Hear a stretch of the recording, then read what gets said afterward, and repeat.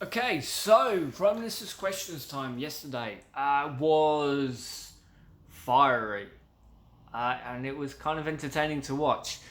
The amount of irate members of Parliament was good. It was good to see people with a little bit of fire in their belly. But there were a few points, of course. Ian Duncan Smith brought up a general election and asked why pretty much why, if everyone's so ticked off, why don't they force a general election? This is something that even Boris kept flaunting and a number of the ERG keep doing. The reason why we don't want a general election, and I have to bring this up as well with Brexiteers, because one of the staple points of Brexit was we have no power in our country. A general election would be a way for Boris Johnson and the ERG, the elites, the wealthy elites who think that they're better than you just because they were born into wealthy families. It's a way of stripping away every power that Parliament has so that they can get exactly what they want, despite the fact that we're not ready in any way, shape or form to leave the European Union. Bojo needs to sign that letter. The Ben Act needs to be upheld because we need an extension. I know Brexiteers fucking hate that, but we are not ready. We cannot guarantee insulin coming into this country on time. We cannot guarantee people will not starve to death. In fact, expert review after expert review says no, lives are at serious danger here. Lives will be lost. We are not prepared. But the elites do not care. So while Ian Duncan Smith, Bojo and the others are all taunting trying to get this general election, it would be a massive mistake at this point. Effectively, he couldn't prorogue. That was found to be illegal, despite the fact he comes out and says, I disagree. You can disagree with gravity, but if you jump out of a building, gravity is going to smack you in the face. But yeah, he couldn't prorogue Parliament because it was a BS reason. Parliament hadn't finished. Which ties into my next point.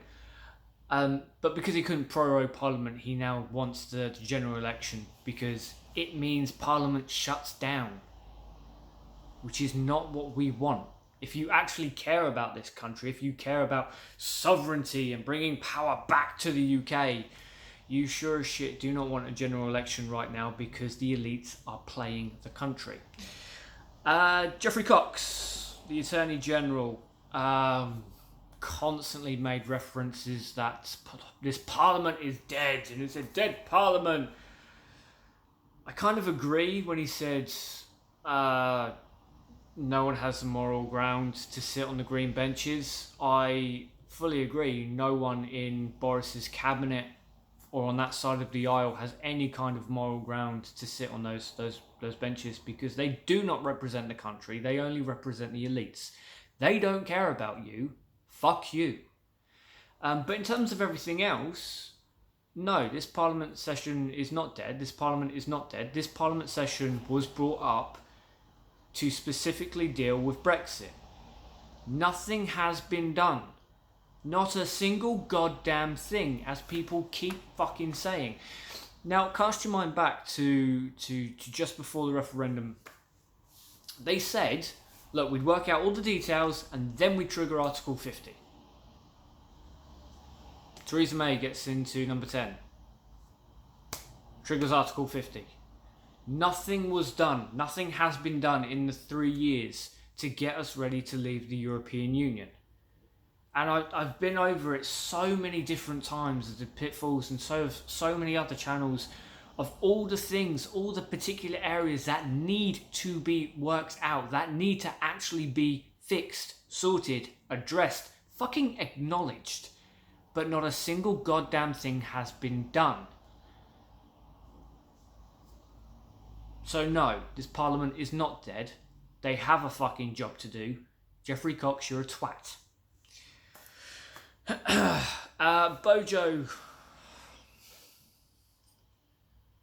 Yeah, that man. Okay, so he did the typical Trumpian thing, didn't really answer questions, came out with nonsensical remarks, said that I believe it said that Labour put the yellow in Yellow Jacket. Okay, trying to call them cowards, but Yellow Jacket came from your government and is the most likely outcome of Brexit. Not the worst case, not something that was written years ago. The most likely outcome from Boris Johnson's cabinet. Michael Gove demonstrably lied when he said it was an old report. He fucking lied. Shouldn't be surprising with this government, but it sure as shit shouldn't be tolerated.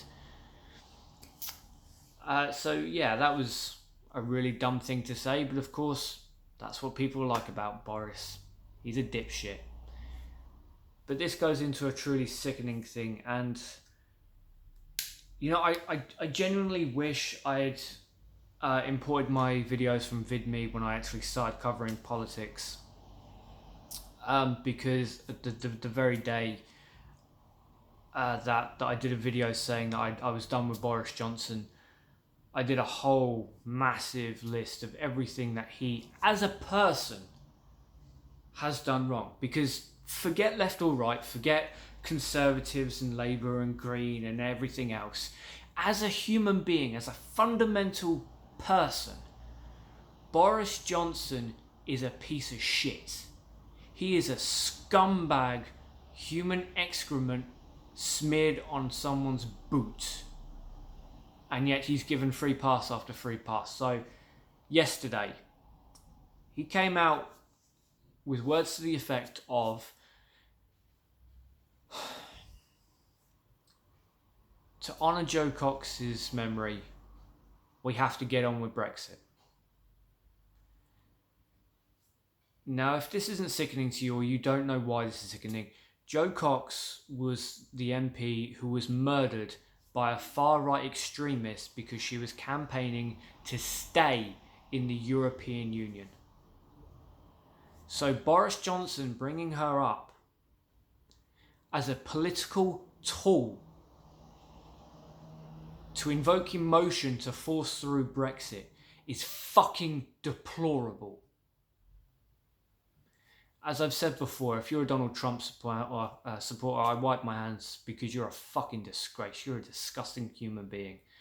Given everything that has come to pass with Donald Trump, you cannot support that man and be a decent person. Those two things do not go hand in hand. It is the exact same thing with Boris Johnson. If before you didn't know Boris Johnson, if you didn't know that he's lied about the number of children he has because he just doesn't give a fuck, if you didn't know that he cheated on his wife, if you didn't know that when he found out his wife had cancer, he decided to leave her and his children to go cozy up with his new bit on the side, if you didn't know all these disgusting, horrible things, the fact that he got a British citizen thrown in prison because he can't help himself fucking lying, and then did nothing. And if you didn't know about the comment with Joe Cox, fine. But now you do. And much like with Donald Trump, if you still support Boris Johnson, you're a fucking scumbag. There is nothing redeemable, there is nothing good about that tosspot. Nothing at all. Under any other circumstances, I would be demanding a general election. I would be constantly onto Labour Party, to every single fucking party, including my own piece of scum Member of Parliament, Charlie Elfrick, to call for a general election. But as I said, a general election will take away our Parliament's power to protect the people. And it will allow the elitist scumbags of this country who just don't want to pay tax